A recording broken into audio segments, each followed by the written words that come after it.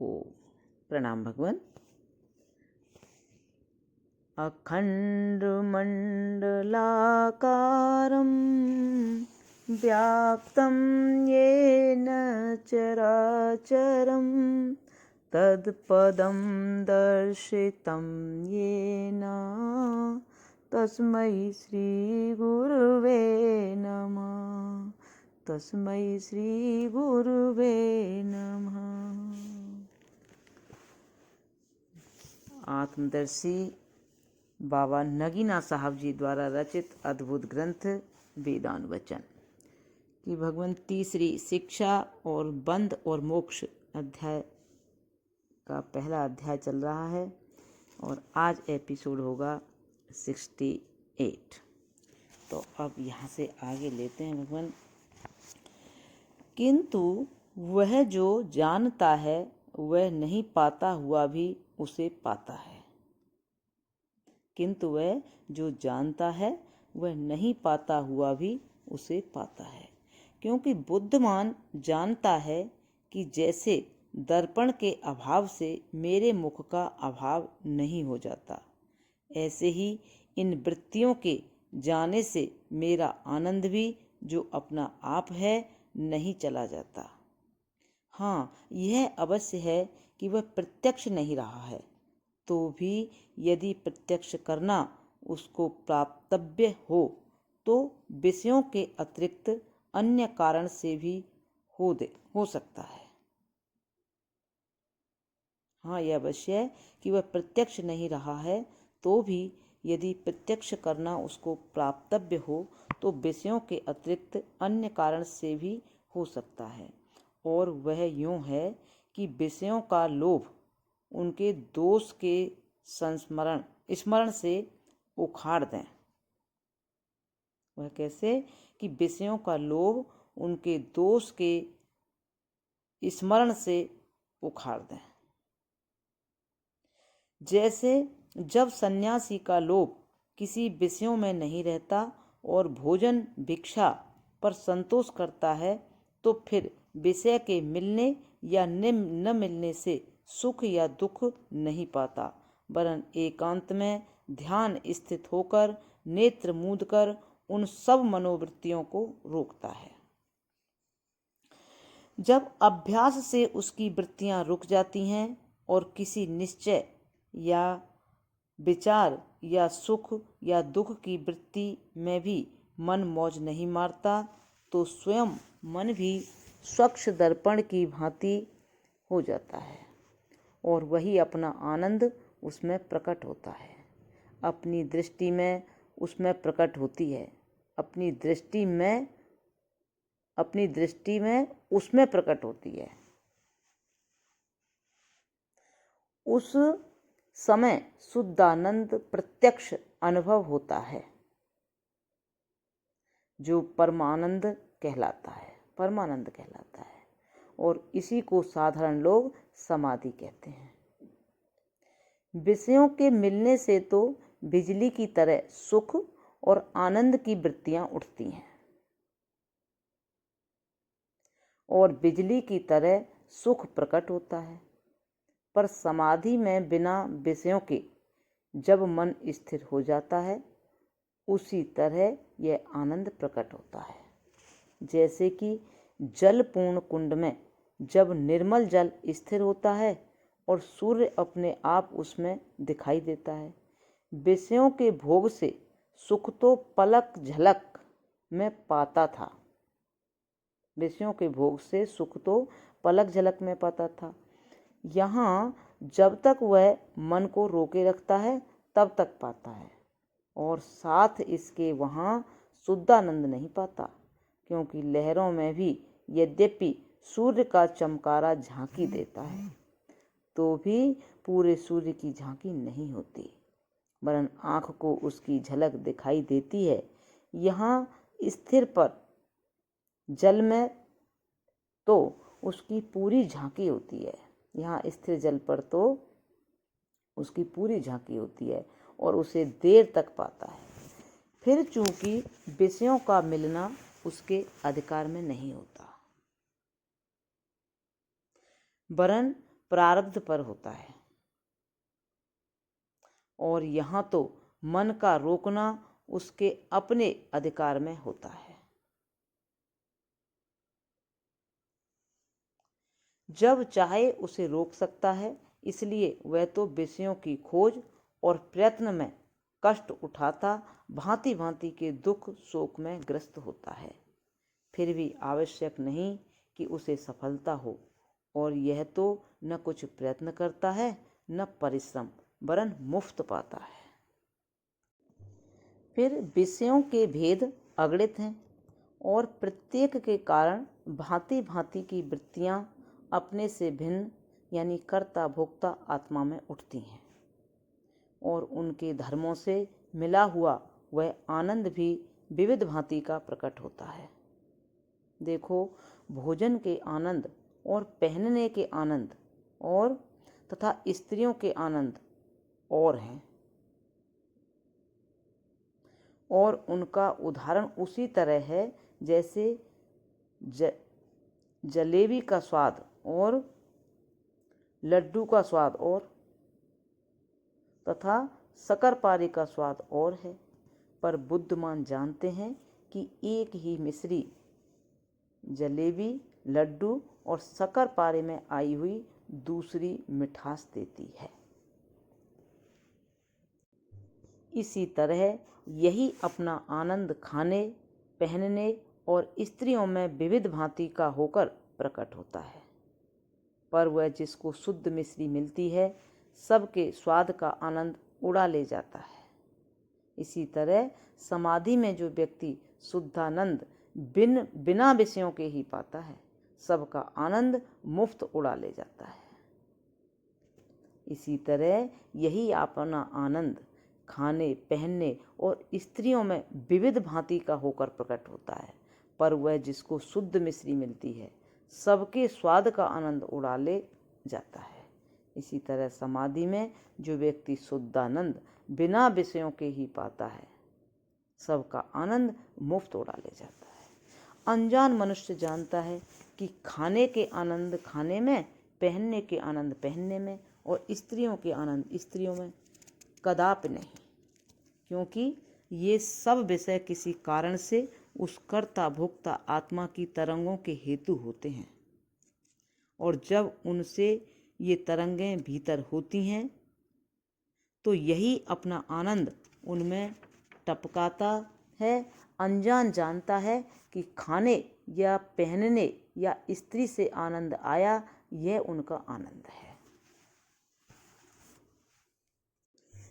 किंतु तनिक ध्यान दें तो उसकी समझ ठीक हो जाए, और वह सोच सकता है, वरन अनुभव कर सकता है कि जब प्यास न हो तो पानी अच्छा नहीं लगता, भूख न हो तो भोजन आनंद नहीं देता, विषय कामना न हो तो स्त्री कुछ भी आनंद नहीं देती, वरन बहुधा जब तीक्ष्ण ज्वर होता है तो अच्छे भोजन कड़वे लगते हैं और स्त्रियों की चटक मटक बुरी लगती है। नपुंसक मनुष्य स्त्री की निकटता से कुछ भी आनंद नहीं पाता। तो ज्ञात हुआ कि न तो भोजनों में, न वस्त्रों में और न स्त्रियों के सहवास में आनंद है। आनंद तो अपने आप में है। ये सब यानी विषय किसी विशेष कारण से उन वृत्तियों की तरंगों के लिए हेतु हैं। जब वे वृत्तियां उठती हैं तो अपना आनंद उनमें प्रकट हुआ विविध रूपों में आनंद वाला होता है। विवेचना करने से सिद्ध हुआ कि जब वीर्य का आवेग होता है और युवावस्था का स्वास्थ्य होता है तो वीर्य के स्रोत में एक गुदगुदी होती है ताकि वह शुक्रपात करे, और यह गुदगुदी उसी प्रकार की वेदना या कष्ट है जो गर्भिणी स्त्री को बच्चा प्रसव करते समय होती है। क्योंकि हम लिख चुके हैं कि बच्चा वीर्य रूप होकर पहले पिता में गर्भित होता है, माता के उदर में सींचा हुआ पहला जन्म पाता है और स्त्री में बोया जाता है। तो स्पष्ट है कि जिस तरह स्त्री का गर्भ निकलने की चेष्टा करता है और उसे कष्ट देता है, और उसके पूर्ण करने के लिए दाई की आवश्यकता होती है, उसी तरह पुरुष में भी जब वह जन्म चाहता है तो उसके वीर्य स्रोत में गुदगुदी करता है और स्त्री की तृष्णा करता है जो उसे पूर्ण कर सकती है। परंतु स्त्री की कुक्षी में इस वेदना को प्रसव पीड़ा बोलते हैं और पुरुष में इसी को कामोत्तेजना कहते हैं। वास्तव में यह कष्ट एक ही प्रकार का है। फिर स्त्री में भी आर्तव यानी मासिक धर्म के पश्चात के ग्रहण की इच्छा उसी तरह होती है जैसे कि क्षुधा के समय भोजन करने की इच्छा उत्पन्न होती है, और इस ग्रहण की इच्छा को ही काम व विषय वासना बोलते हैं। और वह स्त्री भी इस इच्छा को पूरा होने के लिए पुरुष को चाहती है। जब कभी ऐसे इच्छुकों का संयोग होता है और कोई शास्त्रीय आज्ञा बाधक नहीं होती तो वे दोनों अपनी अपनी इच्छाओं को पूरा करने के लिए एकत्र हो जाते हैं। वह तो इसकी इच्छा को और वह उसकी इच्छा को पूरा करते हैं, और यह इच्छा ही दुख रूप थी। इस प्रकार जब दोनों की इच्छा पूरी होती है तो दुख रूप वृत्ति तो शांत हो जाती है, और उस शांत वृत्ति में वही अपना नित्य आनंद प्रकट होता है। परंतु अनजान उसे अपना आनंद नहीं जानता, वरन पुरुष तो अपने आनंद को अपनी शांत वृत्ति में पाता हुआ स्त्री का आनंद समझता है, और स्त्री अपने आनंद को अपनी शांत वृत्ति में पाती हुई पुरुष का आनंद मानती है। यही भ्रांति है, क्योंकि स्त्री जो आनंद पाती है अपना पाती है, किंतु पुरुष उसकी तृष्णा की शांति का कारण है। वैसा ही पुरुष जो आनंद पाता है वह अपना ही आनंद पाता है, स्त्री तो उसकी तृष्णा को पूरा करने के लिए उसकी शांति का कारण है। क्यों कर हो सकता है कि पुरुष का आनंद स्त्री से और स्त्री का आनंद पुरुष से मिला पावे? हाँ, जब वे एक दूसरे की शांति के सहायक होते हैं तो निश्चय होता है कि पुरुष को स्त्री से और स्त्री को पुरुष से आनंद आता है, किंतु उसके अर्थ ये हैं कि स्त्री पुरुष के और पुरुष स्त्री के अपने अपने आनंद के प्रकट होने में सहायक हैं। देखो, जब स्त्री को इच्छा नहीं होती तो पुरुष यद्यपि उसे पकड़ता है पर वह भाग जाती है, और पुरुष भी जब इच्छा नहीं रखता तो स्त्री कैसा ही हास विलास करे कुछ ध्यान नहीं करता, क्योंकि उस समय दूसरे कारण से उन्हें शांति है और निज आनंद उनमें टपकता है। हम पशुओं की ओर दृष्टि करते हैं तो अनुभव से उनमें भी यही बात पाई जाती है, तो ज्ञात हुआ कि विषयों के आनंद में दुख और क्लेश पहले है, और उन्हीं के दूर करने के लिए विषय की चाहना है। जब वे दूर होते हैं तो अपनी अपनी शांत वृत्ति में अपने ही आनंद की झलक प्रकट होती है। विषयों में कुछ भी आनंद नहीं है, क्योंकि जब तक प्राणी भूख या प्यास रूपी पीड़ाओं में बद्ध नहीं होता तो खान पान की वस्तुओं में स्वाद नहीं पाता, और जब स्त्री की कुक्षी व योनि भी वीर रूप आहार से भूखी नहीं होती तो वह पुरुष से आनंद नहीं पाती, और पुरुष भी जब तक अपने वीर स्रोत में गुदगुदी की पीड़ा में व्यस्त नहीं होता स्त्री से आनंद नहीं पाता। इसी कारण से सिद्ध होता है कि विषयों का आनंद विशुद्ध नहीं वरन पीड़ा और कष्ट से मिला हुआ है। विषयों का आनंद, जो कोई उनमें आनंद ढूंढता है साथ ही पीड़ा और कष्ट को ढूंढता है। और भी बहुत से कारण हैं जिनसे सिद्ध हो सकता है कि विषयानंद के आरंभ और अंत में बड़े बड़े दुख और कष्ट हैं, क्योंकि खाने पीने की वस्तुओं से जो आनंद है, आरंभ में तो भूख और प्यास रूप दुख है और अंत में दुर्बलता और अजीर्ण है। इसी प्रकार स्त्री पुरुष के एकत्र होने में भी आरंभ में तो वीर्य की गुदगुदी और वीर्य ग्रहण की तृष्णा है, और अंत में स्त्री को गर्भ के कष्ट और पुरुष को दुर्बलता है। इसके अतिरिक्त शास्त्रीय आज्ञा के विरुद्ध हो तो लोक और परलोक के पाप होते हैं, जिसमें लोक और परलोक के दंड मिलते हैं। इसलिए बुद्धिमान उसे विषयों से नहीं वरन दूसरे कारणों से जो अपने अधिकार में और शास्त्रीय हैं चाहते और पाते हैं, और इन विषयों में दोष देखते हुए ध्यान नहीं करते। कदाचित भाषाविद यूँ पूछें कि ये आनंद दूसरे प्रकार से भी बिना विषयों के किस प्रकार प्राप्त हो सकते हैं, तो हम कहते हैं यह संभव है, क्योंकि आवश्यक नहीं है कि स्त्री के सहवास से ही मनुष्य को वह आनंद आता है जो भोग में है, इसलिए कि वह आनंद वास्तव में स्त्री से नहीं वरन अपना है, और जिस प्रकार हो सके वही शांत वृत्ति उसके लिए आवश्यक है।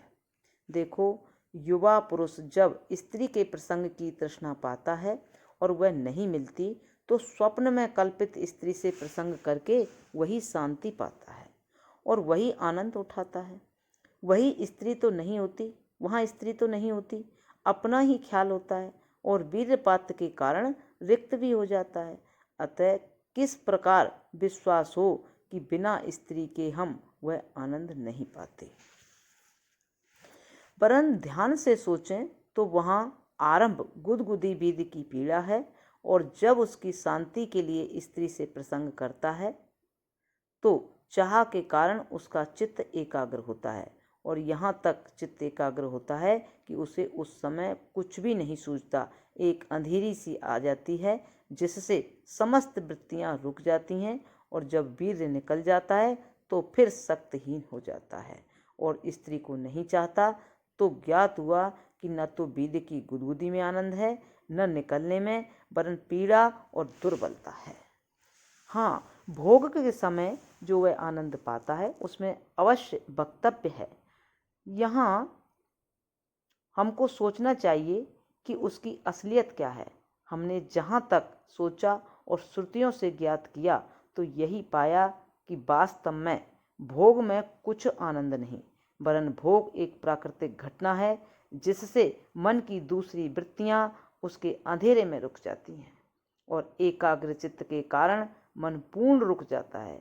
जैसा कि योग में भी योगी का मन पूर्ण स्थिर होता है और वही अपना आनंद उसमें पूरा पूरा प्रकाशित होता है, जैसा कि ऊपर संकेत किया गया है।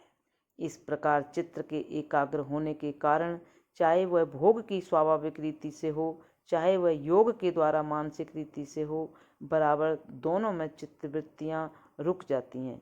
उक्त किसी दशा में मन तरंग नहीं मारता है, शांत और शांत आत्मा का पूरा प्रतिबिंब ग्रहण करता है। भोगी तो उसे भोग में और योगी योग में पा जाता है। यही आनंद जो भोगी स्त्री के भोग में पाता है, वही आनंद योगी बिना स्त्री की सहायता के योग में मुफ्त उड़ाता है। वरन भोगी तो दुख शोक और दुर्बलता से मिला हुआ आनंद पाता है। योगी न तो आरंभ में वीर्य को गुदगुदी की वेदना रखता है और न अंग में दुर्बलता पाता है, बल्कि अपेक्षाकृत शुद्ध रहता है। फिर भोगी तो जब तक वीर्य नहीं निकल पाता और वीर्य का पतन उसके अधिकार में नहीं वरन बल के अधिकार में है, पर योगी का तो योग उसके संकल्प के अधिकार में है। इसलिए भी अंतर है, और यह स्पष्ट है कि जो उस आनंद में अधिकार नहीं रखता कि जहाँ तक चाहे पावे, स्वाधीन की अपेक्षा दोषी है, पूर्ण नहीं। इसलिए भोगी का भोग दोषपूर्ण और योगी का योग पूर्ण है। इस बात में तर्क नहीं करना चाहिए कि भोग के समय ही भोगी को आनंद है, क्योंकि हम युवकों को देखते हैं कि वैद्यों से स्तवन यानी वीर पुष्टि की औषधियाँ मांगते हैं और सिद्ध करते हैं कि भोग तक ही आनंद है, और वे चाहते हैं कि अधिक समय तक रहे, पर ऐसा नहीं हो सकता। प्रणाम भगवान। अब यहाँ से आगे कर लेंगे। ओम शांति शांति शांति। प्रणाम। ओम।